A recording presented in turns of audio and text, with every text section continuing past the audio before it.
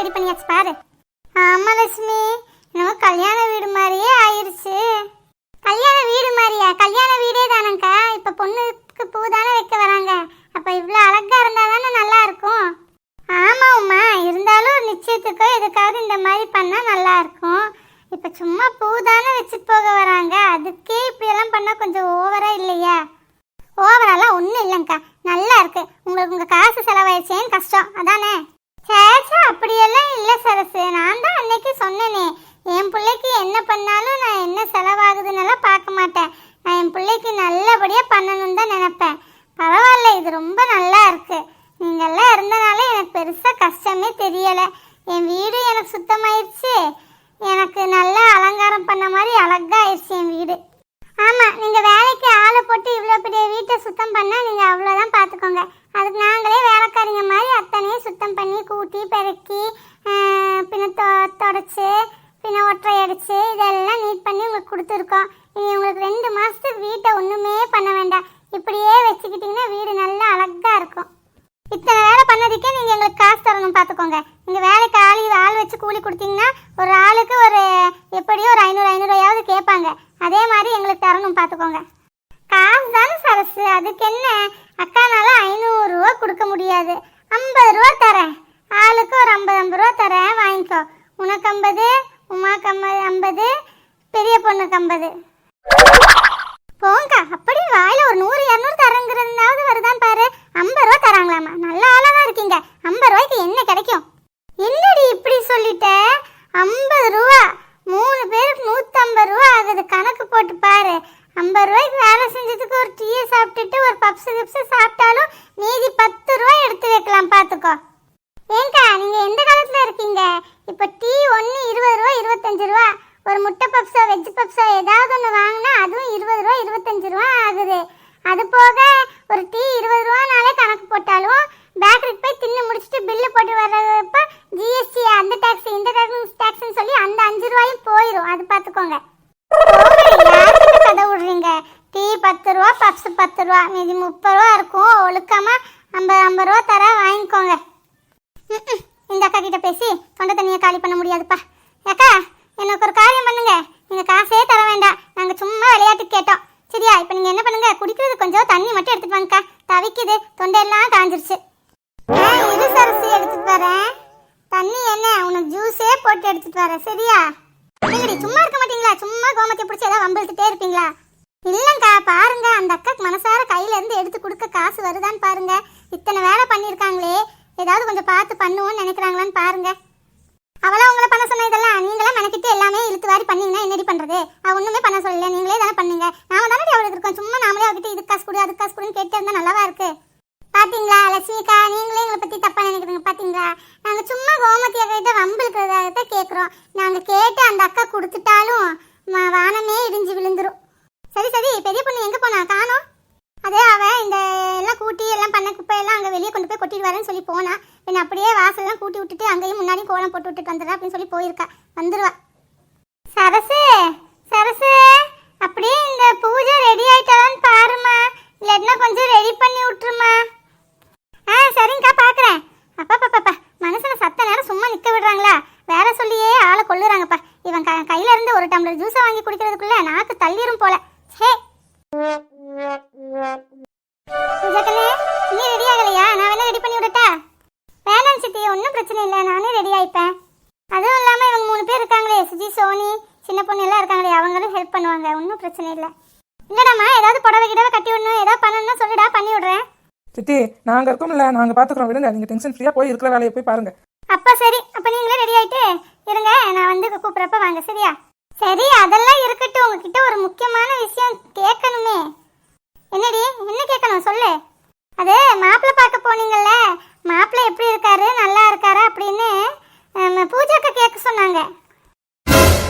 ஐயோ இல்லை சித்தி, இல்லை இல்லை, நான் எதுவும் கேட்க சொல்லல. இவளுக்கெல்லாம் கேட்டுட்டு என் மேலே பழிய போடுறாங்க பாருங்க. ஏய் சோனி, நான் அடி கேட்டேன், ஏன்டி தேவையில்லாம என் மேலே பழிய போடுற? நான் உண்டு என் வேலை உண்டுன்னு பேசாம தானே உட்காந்துருக்கேன். சொல்லுடி, நான் எதுவும் கேட்கலன்னு. சரி சரி, கூல்க்கா. இப்போ ஏன் நீ அதுக்கு இப்படி டென்ஷன் ஆகுற? டென்ஷன் ஆகாத விடு, நான் தானே அதை சொல்லிக்கிறேன். சித்தி, அந்த அக்கா எதுவும் கேட்கல, நாங்கள் தான் கேட்டோம். பாவம், அந்த அக்கா நல்லா பயந்துருச்சு. என்ன என்ன என்ன இங்க ஒரே சத்தமா இருக்கு? என்ன விஷயம்? ஏய் பூஜா, என்ன நீ இன்னும் ரெடி ஆகாம உட்காந்துருக்க? போய் சீக்கிரமா ரெடி ஆகு. அது ஒண்ணுமில்ல பெரிய பொண்ணு, இந்த பிள்ளைங்களுக்கெல்லாம் மாப்பிள்ளை எப்படி இருக்காருன்னு தெரியணுமாமா. ஸ்பெஷலா கல்யாண பொண்ணுக்கு மாப்பிள்ளை எப்படி இருக்காரு, நல்லா இருக்காரா இல்லையான்னு தெரியணுமாமா. அப்படியெல்லாம் ஒண்ணுமே இல்லை, நான் அப்படி எதுவுமே கேட்கல. நான் பாட்டுக்கு தான் சித்தி இருந்தேன், இவளுக்கு தான் கேட்டாங்க. இப்போ இவளுக்கு கேட்கறதுக்கு சரசு சித்தியும் நான் கேட்டதா சொல்றாங்க. ச்சே. சரிடிமா, அதுக்கே இப்போ நீ மூஞ்சி இப்படி வச்சிருக்க? நல்லாவே இல்லை பாரு. இப்போ பொண்ணு பார்க்க வரப்போ மாப்பிள்ளை வரப்போ மூஞ்சி இப்படி இருந்தால் நல்லாவா இருக்கும்? விடு. உங்க அம்மா என்ன உங்ககிட்ட மாப்பிள்ளை போட்டோவே காமிக்கலையா? தெரியும், காமிச்சிருக்க மாட்டாங்கன்னு நினைச்சேன். அதே மாதிரி பண்ணிட்டாங்க. மாப்பிள்ளை தானே, நானே சொல்றேன் எப்படி இருக்காருன்னு. மாப்பிள்ளை சூப்பரா அமுல் பேபி மாதிரி கொழுக்கு முழுக்குன்னு இருக்காரு. நல்லா சேட்டு விட்டு பையன் மாதிரி முழுன்னு இருக்காருடி. சூப்பர் கேரக்டர், நல்லா பேசுறாரு, நல்லா ஜோவியெல்லாம் பழகுறாரு. உனக்கு ஏத்த ஜோடி. போதுமா?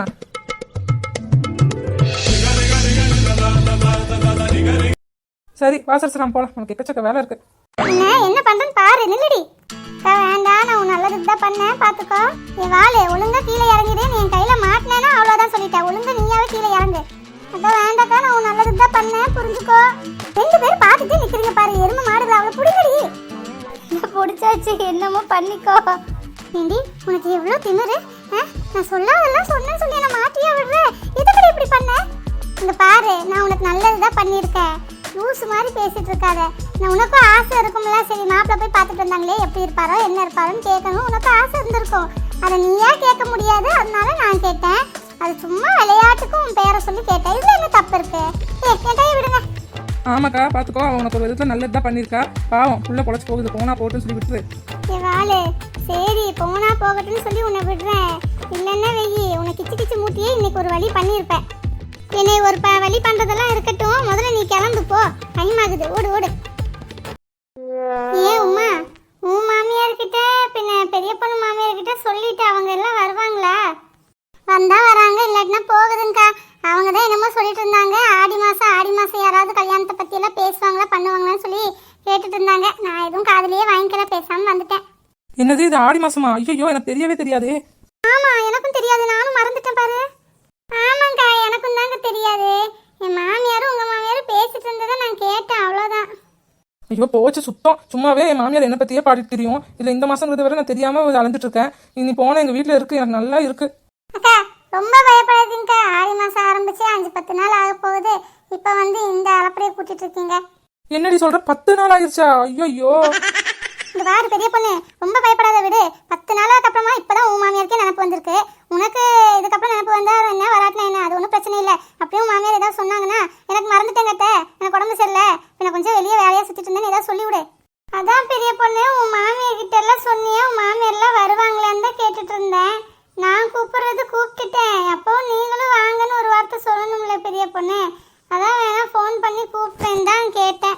ஐயோ நீங்க வேறங்கக்கா, என் வீட்டையே நான் ஒன்றும் பண்ணாம அப்படியே வீட்டு வாசல போட்டுட்டு வந்திருக்குன்னு கத்திட்டு இருக்கோம். இங்க வந்து பார்த்து இந்த வீட்டெல்லாம் பார்த்து இப்படி அலங்காரமா நல்லா இருக்கிறத பார்த்துட்டு இங்க வந்து நீ ஊழியம் பண்ணிட்டு இருக்கலான்னு சொல்லி வீட்டுக்கு போய் ஏற்றி ஏற்றுங்கக்கா. அது வரதுக்கு பதிலா வராம இருக்கிறது தான் என்னை பொறுத்த வரைக்கும் எனக்கு ரொம்ப நல்லது. சாச்சா அப்படியெல்லாம் சொல்லக்கூடாது பெரிய பொண்ணு, வந்தா வந்துட்டு போறாங்க. வரட்டும்க்கா, வரட்டும். இங்கே வந்து இத்தனையும் பார்த்துச்சுன்னு வைங்களேன். ஓ இங்கே நீ இந்த அளவுக்கு பண்ணிருக்கியா, அப்போனால நம்ம வீட்டே நாளைக்கு இந்த அளவுக்கு பண்ணு, இதை விட நல்லா பண்ணுன்னு சொல்லி அத்தனையும் வாங்கி போட்டு விட்ருங்கக்கா. பின்ன நான் இந்த மாசம் முழுக்க இதே மாதிரி தான் பண்ணிட்டே வீட்டையே பிடிச்சிட்டு உட்காந்துக்க வேண்டியதுதான். அதெல்லாம் ஒண்ணுமே நினைக்க மாட்டாங்க பெரிய பொண்ணு, நீ பயப்படாத, வீடு பாத்துக்கலாம். கோமதி வாங்க வாங்க. என்ன நைட்டு தான் வரேன்னு சொல்லிட்டு இவ்வளவு சீக்கிரமா வந்துட்டீங்க, ரொம்ப நல்லதா போச்சு. ஆமாம்மா, வேலையும் சீக்கிரமா முடிஞ்சிச்சு. அதான் 1க்கு 2 பஸ்ஸா மாறி சீக்கிரம் வந்துட்டேன். நம்ம பிள்ளைக்கு நான் பூ வைக்க வராங்கல்ல, அப்பங்கார நான் இல்லாம இருந்தா நல்லா இருக்காதுல்ல. பாவம் நீயே ஒத்தையால எவ்வளோ வேலையை பார்ப்ப. வாங்கண்ணே வாங்க, நல்ல நேரத்துக்கு தான் வந்திருக்கீங்க. வரேங்கம்மா. நல்லா இருக்கீங்களா? ரொம்ப நன்றிம்மா. நீங்கள்லாம் இருக்கிறதுனால தான் என் பொண்டாட்டியை தைரியமாக விட்டுட்டு நான் எங்கே வேணாலும் வெளியூருக்கு அங்கே இங்கேன்னு போய் தொழிலை பார்க்க போகிறேன். ஏன்னா அவளே இங்கே நின்று ரொம்ப கஷ்டப்படுறா. வீடு கட்டுற வேலையும் பார்த்துக்கிறா, எங்கள் குடும்பத்தையும் பார்த்துக்கிறா. என்னமோ உங்கள் எல்லாத்தோட துணையும் கொஞ்சம் இருக்கிறனால அவள் கொஞ்சம் நல்ல விதமாக எந்த ஒரு டென்ஷனும் இல்லாமல் இருக்கா. ஐயா இதுக்கெல்லாம் எதுக்குன்னு நன்றி சொல்லிட்டு இருக்கீங்க? என்னமோ எங்களால் முடிஞ்ச உதவியை நாங்கள் பண்ணுறோம். நீங்கள் வெளியே போய் குடும்பத்துக்காக பணம் சம்பாதிச்சிட்டு வரீங்க. கோமதி இங்கே வீட்லேயே இருந்து குடும்பத்தை எல்லாம் நல்லபடியாக பார்த்துக்கிறா. இதில் நாங்கள் என்ன பண்ண வேண்டி இருந்துச்சு? ஏதோ எங்களால் முடிஞ்ச சின்ன சின்ன உதவியை தான் நாங்கள் பண்ணிட்டு இருக்கோம், அவ்வளோதான். ஆமாம், நாளைக்கு எங்களுக்கு ஏதாவதுனா நீங்கள் கோமதி அக்கெல்லாம் வந்து நிற்காமையா போயிட போறீங்க? அதெல்லாம் வருவோம்மா, அது எப்படி வராமல் இருப்போம். அதெல்லாம் வந்து நின்று எல்லாம் நல்ல விதமாக பார்ப்போம் பிடிப்போம் எல்லாம் பண்ணுவோம். சரி சரி விடுங்க, அது நடக்கிறப்ப பார்த்துக்கலாம். இப்போ நீங்கள் போய் கொஞ்சம் நல்லா ரெஸ்ட் எடுத்து ஃப்ரெஷ்ஷப் ஆகிட்டு ஏதோ சாப்பிட்டுட்டு வாங்க. பாருங்க எவ்வளோ டயர்டாக இருக்கீங்க. போங்க என்ன போங்க. ஆமா, சம்மந்தி வீட்டுல இருந்து வந்தாங்கன்னா முன்னாடி நின்று கொஞ்சம் நல்லா பேசணும் இல்லையா? நீங்க தானே வீட்டுக்கு தலைவர்.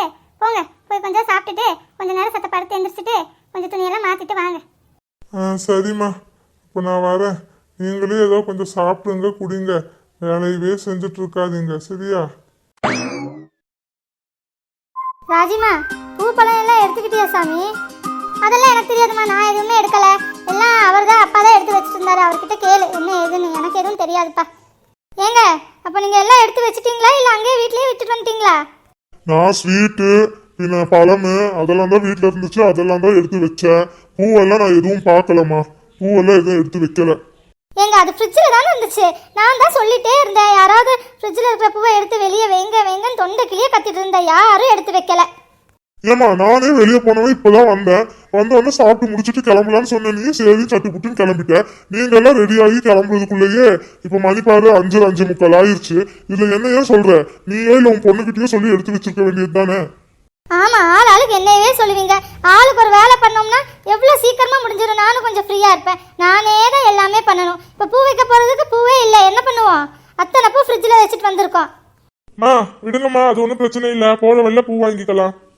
ஆமாப்பா, போற வழியில ஏதோ பூ கடையா பார்த்து நிறுத்துப்பா, பூ வாங்கிட்டு போயிடலாம். அத்தனை பூ என் கையால கட்டி வச்சேன், உட்காந்து மெனக்கிட்டு கட்டி வச்சா அத்தனையும் ஃப்ரிட்ஜிலேயே வச்சுட்டு வந்தாச்சு. நானே ஒத்தையால எவ்வளோ வேலை தான் பார்க்கறது. சே, என்ன ஆளுங்களோ. இந்த பாரு, சும்மா ஜாடமடையா என்ன திட்டிட்டு இருக்காத சொல்லிட்டேன். ஏய், நான் எங்கடி உன்னை திட்டினேன்? நான் பொதுவாக தாண்டி எல்லாத்தையும் சொன்னேன். நீ என்னத்த பொதுவாக சொன்ன? அந்த பொதுவாக நானும் ஒரு ஆள் தானே இருக்கேன். சும்மா என்ன திட்டிட்டு இருக்கிறது எனக்கு பிடிக்காது பார்த்துக்கோ. நீ அப்படி அவ்வளோ மெனக்கிட்டு கட்டி வச்சேன்னா அது சொல்கிற நேரத்துக்கு நீயே வந்து எடுத்து வச்சிருக்க வேண்டியது தானே. நீ வைக்காம எல்லாத்தையும் இங்கே பிடிச்சி திட்டிட்டு உட்காந்துட்டு இருக்க. கொஞ்சம் புலம்பாம வா. நான் சொல்லலடியாத்தா, யாரையும் எதுவுமே நான் சொல்லலை. நான் என்ன சொன்னாலும் குத்தந்தான். நான் வாயை மூடிட்டு பேசாமல் வரேன். விடுங்கம்மா, அதைத்தான் போற வழியில வாங்கிக்கலாம்னு சொல்றேன் இல்ல. இதுக்கு மேலேயும் எல்லாரும் கொஞ்சம் கத்திட்டு சண்டை போட்டுட்டு இருக்காதீங்க. டென்ஷன் ஆகுது. எங்க ஒன்று போனாலும் நிம்மதியாவே போக முடிய மாட்டேங்குது. ஆமா, ஏதாவது நல்ல காரியத்துக்கு போறப்பதான் இவங்களுக்கு எல்லாமே கிளம்பும். என்ன பொம்பளைங்களப்பா, இந்த மாதிரி ஊருக்கு 4 பொம்பளைங்க இருந்தா ஊரே விளங்கிடும் போ. இப்போ இங்கே யாரும் ஒன்றும் வாய் பேசக்கூடாது சொல்லிட்டேன். ஏதாவது பேசிட்டு வந்தீங்கன்னா எனக்கு கோவம் வந்துடும். நான் அப்படியே வண்டியை விட்டு கீழே இறங்கிடுவேன் பார்த்துக்கோங்க. வணக்கம்ப்பா, உங்களுக்கு இந்த வீடியோ பிடிச்சிருந்தா லைக் போட்டுருங்கப்பா. சப்ஸ்கிரைப் பண்ணாமல் பார்க்குறவங்க சப்ஸ்கிரைப் பண்ணி பாருங்க. அப்புறம் இதில் வர கதை வந்துட்டு 90% உண்மையான கதைப்பா. அந்த உண்மையான கதையை வச்சு தான் இப்போ நாங்கள் இதை போட்டுட்ருக்குறது. அப்புறம் வந்துட்டு நம்ம வியூவர்ஸு சப்ஸ்கிரைபர்ஸு ஒரு லைக் போட்டுருங்கப்பா. நீங்கள் தான் நம்ம வியூவர்ஸு சப்ஸ்கிரைபர்ஸாக இருக்க. நீங்களே ஒரு லைக் போடாமல் இருந்தீங்கன்னா வேறு யார் நமக்கு போடுவாங்க? அதனால் ஒரு லைக் போட்டுருங்க. நன்றி.